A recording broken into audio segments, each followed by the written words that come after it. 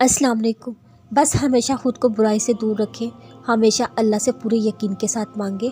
दुआएं कबूल होती हैं, ज़रूर कबूल होती हैं। हमारे सोचे हुए वक्त के मुताबिक ना सही, लेकिन अल्लाह के मुकर्रर किए हुए वक्त के मुताबिक ज़रूर कबूल होती हैं।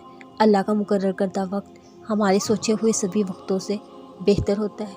अल्लाह हमारा भी वक्त जल्दी लाएगा, हम सब भी अपनी दुआओं को कबूल होना देखेंगे।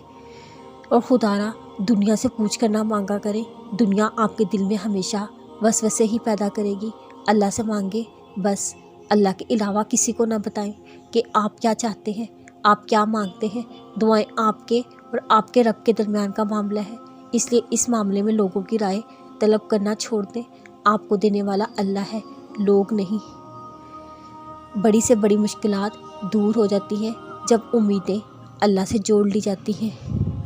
बंदा एक ज़र्रे के बराबर है, लेकिन अगर ये गिर जाए तो इसे उठाने के लिए खुदा के सिवा किसी में इतनी ताकत नहीं कि इसे उठा सके। उसकी शान है मौत से करना। आपने ये गुमान भी नहीं करना वो आपके लिए मौज़ा नहीं करेगा।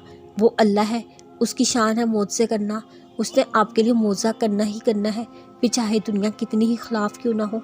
अगर अल्लाह ने आपको कुछ देने का इरादा कर लिया है तो कायनात की सभी ताकतें मिलकर भी उसे आप तक पहुंचने से नहीं रोक सकती।